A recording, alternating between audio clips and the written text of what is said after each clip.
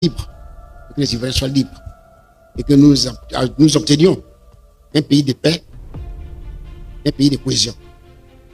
Donc la lutte que nous avons commencée depuis, vous dites que Laurent Gbagbo doit être sur la liste électorale à l'époque, mais surtout il doit être candidat à l'élection présidentielle. C'est cette lutte-là que nous allons mener. C'est cette lutte-là que nous allons mener.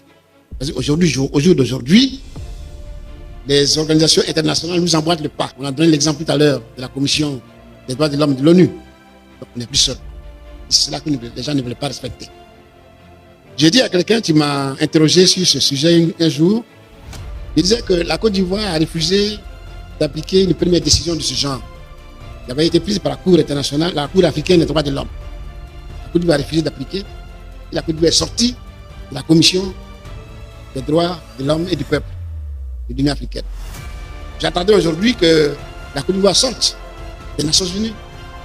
C'est ça que nous attendons. Donc la dame qui a prononcé son verdict doit appliquer, elle a dit avant moi, la décision de la Commission des droits de l'homme de l'ONU. Donc la bataille politique va continuer. À cela, il faut ajouter la bataille politique concernant le 4e mandat du président Ouattara. Vous savez ce qu'on a dit sur le 4e mandat? Nous sommes aujourd'hui engagés à lutter contre ce 4e mandat. Donc, cher ami, la question directe, réponse directe. Voilà ce que je peux dire. Ça rejoint la stratégie dont a parlé Infodrome. Nous avons le temps de mettre des stratégies en place, mais ce n'est pas ici qu'on va parler de notre stratégie. Nous sommes un parti politique qui se respecte. Donc, ce genre de dossiers, les règles au niveau du parti politique. Nous avons le temps. Nous sommes aujourd'hui 9 septembre. Les élections ont lieu le 25 octobre. Nous avons le temps de malaxer tout ça et venir vous dire un jour ce qu'on a décidé.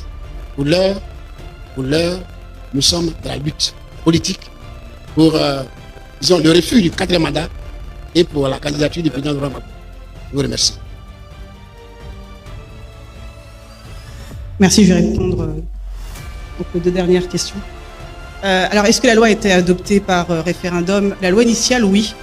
Ce qu'on indiquait, c'est qu'elle a été adoptée par référendum et ensuite modifiée par un certain nombre d'ordonnances, dont la dernière est une ordonnance prise par M. Alassane Ouattara. Mais en réalité, ça change quoi?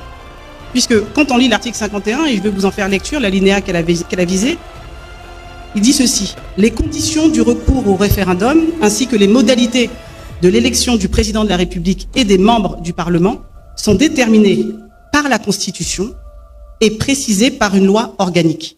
Je dis et je répète,